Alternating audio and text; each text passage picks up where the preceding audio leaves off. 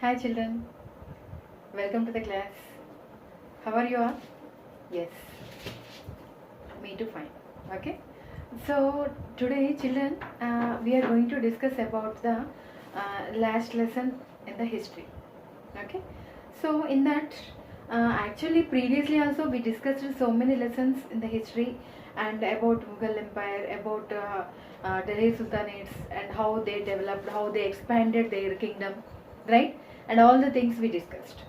Today also we are going to discuss about one interesting topic. Okay. So in that actually, first I want to ask you some questions. Okay. Children, if in the class teacher is not there, how will you be? Yes, all will fight, all will shout, whatever you want, you will do that term. Right? Means there is no discipline. There is no any systematic way. There is no any proper order for anything. Okay, as your wish, you will do the things. You will shout, you will fight, you will chat with your friends, right? You will dance, you will jump, you will run, right? You will roam around the class. Okay, whatever you want, you will do. Means there is no any discipline, there is no any systematic process for anything.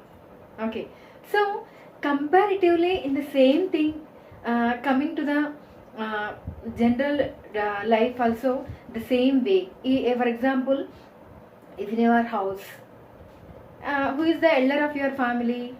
Father, right? If father is not there, he went 1 month to any job purpose or business related. So how will be the house? Yes, you won't afraid of your mother, right? Always you will do all the naughty things in the home. Okay, so like that here in the Mughal Empire, children, coming to the 18th century. Okay, after the declining of the Mughal Empire, after the Aurangzeb, there also no any proper order, no discipline, no systematicness. Okay, there is so many different individual independent kingdoms emerged. Okay, so many political formations. Okay, so today's our lesson is 18th century political formations. Okay, so in that actually after means 18th century, early 18th century. Okay, from 1700 to half of the 18th. Okay, mid of the 18th century. Okay, means 1750, 1760 like that. So what happened in that in between that period, right? You want to know? Yes, we will discuss about that topic. Okay. See children, here I'll show you two maps. Okay, one map is external boundary of the Mughal Empire, belongs to the year of 1700, and the second map is British territories in the mid 18th century. Okay, so if you observe closely, you can find so many things you can notice. Okay, significant happening in the subcontinent during the first half of the 18th century. Okay, notice how the boundaries of the Mughal Empire were reshaped by the emergence of a number of independent kingdoms, right? And by 1765, notice how another power, the British, had successfully grabbed major chunks of territory in eastern India. What these maps tell us that political conditions in 18th century India changed quite dramatically and within a relatively short span of time. Okay, so we can find out the difference between the two maps. In the first map, this is the external body of the Mughal Empire, belongs to the 1700, and we can see the all Mughal kingdoms here: Bengal, Awadh, Jats, Sikhs, different dynasties, and Marathas, Hyderabad, and different places also, right? Hyderabad, Murshidabad, Lucknow, Bharatpur, Agra, Gwalior, Delhi, then Jaipur. These all the areas. And coming to the second map, we can see small areas, different areas occupied by the Britishers with the pink color. We can find out the difference. First place occupied by the Britishers is Bengal. Okay, and here northern northern sarkars also. Okay, so children, this is the difference between the two maps.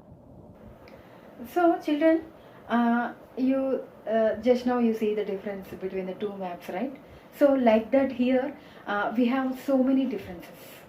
Okay, and that was happened in the 18th century. Okay, so in this chapter we are going to discuss about the differences, what happened in the 18th century. Okay, so actually in the year of 1707, the last Mughal empire, Mughal emperor Aurangzeb was died. Okay, and he was the one of the great Mughals, and he ruled nearly half century, right? And he spent more time on the wars only. Okay, more than 26 years, I think so. 26 years, yeah, he spent the time on wars. Okay, he was very particular in his religion. Okay, and even at the war times also, he used to do 5 times namaz in a day, right? And he was very particular in his about his religion, and at the same time he was always his concentration is on to occupy the areas, means to expand his kingdom. Okay, so that is the reason here, just crisis. Okay, crisis was happened after him. So why, what is the reason of that crisis? Political crisis. Why the crisis? So only the reason is he was not concentrated much on the military army support and revenue collection also, right? Because always his concentration is on wars. So that is the reason he was unable to concentrate on the military army support. Okay, and he was not able to maintain properly, means their food, salaries, everything. And at the same time he was not able to concentrate on the revenue collection, tax collection also, right? So these are the reasons why after Aurangzeb the Mughal empire was declined. Okay, means we can say these are also some reasons behind the declining of the Mughal empire. Okay, and one more reason is after him who came into the rule, means his successors, the Aurangzeb's successors are not that much efficient and strong. Okay, so that also one of the reason why Mughal empire was declined. Okay, so that is the reason when the Mughals, when the later Mughals, okay, when after Aurangzeb who came into the rule, that people were not efficient and strong, and at the same time they are not able to capable to integrate the vast empire. Actually almost 80 more than 80% of the India is under the control of Aurangzeb. Okay, he expanded his kingdom like that much vast his empire. Okay, so that is the reason who came after him, means successors of the Aurangzeb are not able to maintain the vast kingdom. Okay, that also one of the reason. Okay, so children, here we can find so many reasons. If you search like that, we can find so many reasons why Mughal empire was declined. Okay, and here coming to the next after him, they appointed nobles, right? And they appointed subedars as governors. Okay, and slowly gradually they try to maintain the proper administration. Okay, they slowly they want to take into their grip the total Mughal empire. Okay, so that is the reason they appointed nobles, and they maintained Diwani, Fauzdari. Diwani means a revenue department, and Fauzdari means a military administration, right? So that all the things they want to take into their control, right? They want to take them under their control. Okay, so maintain gradually they want to develop. Okay, gradually they want to build a strong empire again. Okay, they want to bring back the strong empire. Okay, so all these are the steps taken by the later Mughals. Okay, children. So children, in that way gradually they tried, but they are not able to succeed. Okay, because that time local jamindaris, peasant jamindaris and local chieftains, they want to dominate. Okay, so even proper administrator, proper ruler is not there. Obviously, all the small rulers they want to achieve, means they want to take it an advantage this situation. Okay, so obviously that all the small rulers and the chieftains, samantas, zamindars, everyone they want to take it an advantage, and they want to rule. They want to seize the powers individually. Okay, means they want to declare themselves as the independent rulers, individual rulers. Okay, so here again they tried that political and economic powers to grab that powers, and again they want to collect the taxes from the people, right? And again they tried for their power. Okay, but even though they are not able to succeed, but small individual rulers emerged in the different parts of India. Okay, not only one part, different parts of India, different individual rulers emerged. Okay, and here they tried to seize all the powers and sources, whatever the resources are available there, that all the resources they want to seize. Okay, so based on this here, they did so many things. Even chieftains also, zamindari rebellions also, means they developed rebellions developed. Here we can say a particular reason. One of the reason they mountained the taxes, means they increased the taxes on the people to collect more money for their maintenance. Okay, so that also one of the reason why rebellions are increased in that area, right? So all these are the reasons of the declining of the Mughal Empire. Okay, they are not able to maintain it properly. Okay, they are not able to maintain that vast empire, and they are not able to grip that all the powers in their hands. Okay, they want to take into their under control, but here what happened, individual rulers emerged in different areas. Okay, so that's what happened here. Okay, children, so here I want to show you some slides. Okay, so children, just I want to show you some slides here. See the slides. The first picture is Aurangzeb, right? You already know in the Mughal Empire we discussed a lot about him. Okay, how he ruled, how his rules and regulations, and how he was about his religion, and how he was in wars, right? That all the information we discussed in the Mughal Empire lesson only already. Okay, and next coming to the here children, in the midst of the this economic and political crisis, the ruler of Iran, Nadir Shah, sacked and plundered the city of Delhi in 1739 and took away immense amount of wealth.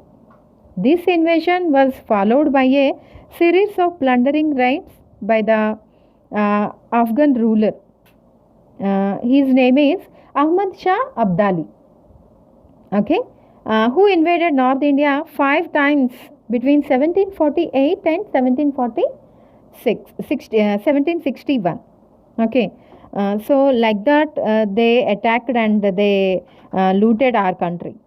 And here, already under severe pressure from all the sides, the empire was further weakened by the competition amongst different groups of nobles. Already we know they appointed the nobles, right? So they were divided into two major groups or fractions: the Iranis and the Turanis, nobles of Turkish descent. Turanis are the nobles of Turkish descent. For a long time, the later Mughal emperors were puppets in the hands of either one or the other of these two powerful groups.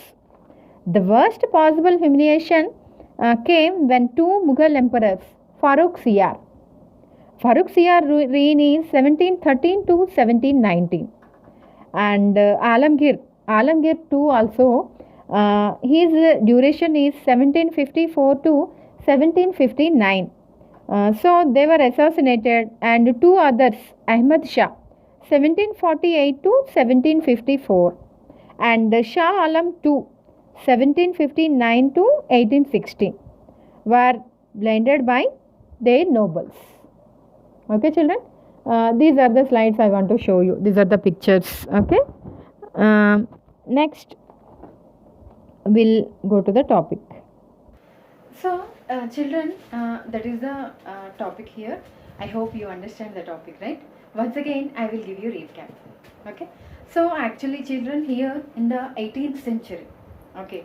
So 18th century, how the political formations was formed, and early 18th century to mid of the 18th century, what are the changes occurred in the that period. Okay, so like this here, children, first I said about the maps. Okay, difference between the two maps, how the Mughal emperors expanded their empire and how they ruled, right? And coming to the second map, there is a lot of changes. Okay, we can notice a lot of changes in the second map. What are the changes? The time Britishers entered in India. Okay, Britishers entered and they occupied some areas also. Okay, in that map, with the light pink color, we marked that locations. Okay, the first place occupied by the Britishers is Bengal, right? So like that, these are the so many changes occurred in between those are the changes in between the two maps. Okay, so the next topic is political crisis in the 18th century. Okay, so how the Mughal empire was declined because of Aurangzeb's capability, means because of Aurangzeb, means he was unable to concentrate on the military and army support, and he was not concentrated on the tax collections, right? So these are the reasons. And one more reason is after him, means who came like as his successors, they are not that much efficient and strong, right? So these are the things why Mughal empire was declined. Okay, but even though after that also they ruled, so many members came into the rule and they ruled, right? And they occupied different areas. That means the total Mughal empire was divided into different parts. Okay, so the different parts are occupied by different peoples, Jamindars, local chieftains, Samantas, right? Different rulers, right? And that time Subedars are there, and provincial Subedars, governors, right? And they appointed nobles also. Okay, so they emerged as the individual rulers, that nobles. Okay, in that nobles also I have given you information about the Farooq Siyar, Ahmad Shah, Alamgir, right? So all they are the rulers. And one more thing, important thing, what happened in this reign? Nadir Shah. Okay, Nadir Shah, he is the Iran ruler, and after him Ahmad Shah Abdali also came to India, and they invaded on India because of wealth. Okay, that time actually in lesson 2 also we discussed about this, right? The new kings and kingdoms. Of course, yeah, you know that topic. Because their main concentration is on temples. Okay, the time temples are very rich. So only because of wealth they invaded on India. So here Nadir Shah and after him Ahmad Shah Abdali also, he invaded on India 5 times continuously, right? So they invaded on India because of wealth, and they looted, they carried away with them so much of wealth, right? So that is also one of the reasons we lost our wealth in that time. Okay, they looted our country. Okay, we lost so much of amount, so much of wealth. Okay, so all these are the things what are happened in the mid 18th century. Okay, from early 18th to mid 18th century. Okay, children. So tomorrow we will discuss about one more topic from the same lesson. Now the time is for the task. Okay, so children, all of you compare the situations, how the situation is, how the society was, and present how in our country, how we are facing problem, what are the problems faced by the people. Just compare early 18th century to present society. Okay, children, we'll meet you in the next one.